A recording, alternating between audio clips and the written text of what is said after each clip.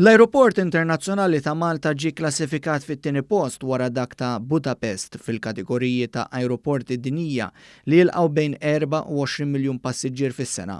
Dawn il-premijiet prestiġjużi parti mill-World Routes Awards tħabbru fiċ-ċentru tal-Konvenzjonijiet f'Adelaide fl-Awstralja li kien mimli b'rappreżentanti mill-industrija ta' l-avjazzjoni minn madwar id-dinja. Il-kap eżekuttiv tal-Ajruport Internazzjonali ta' Malta, Alan Borch, fisser dan is-suċċess bħala wieħed inkoraġġanti biex il-kumpanija taħdem bil-qrib mal-Gvern mal-Awtorità Turiżmu u l-Kumpanija tal-Ajru biex jitwessa l-operat minn u lejn il-Gżejjer Maltin. Huwa ta' onur għalina li l-kisbiet tagħna fir-rigward tal-iżvilupp tar-rotot ġew rikonoxxuti fuq il-palk dinji, żied jgħid lil kap eżekuttiv tal-Ajruport Internazzjonali ta' Malta.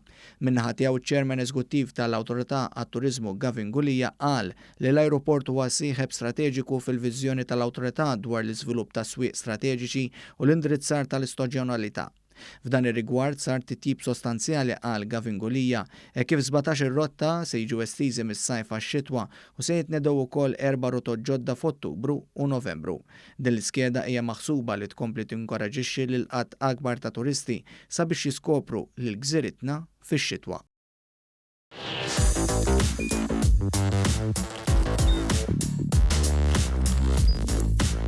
Idħol fuq one.com.mt u hemmhekk tista' tara l-programmi kollha li jxandru fuq One permezz ta' One Play.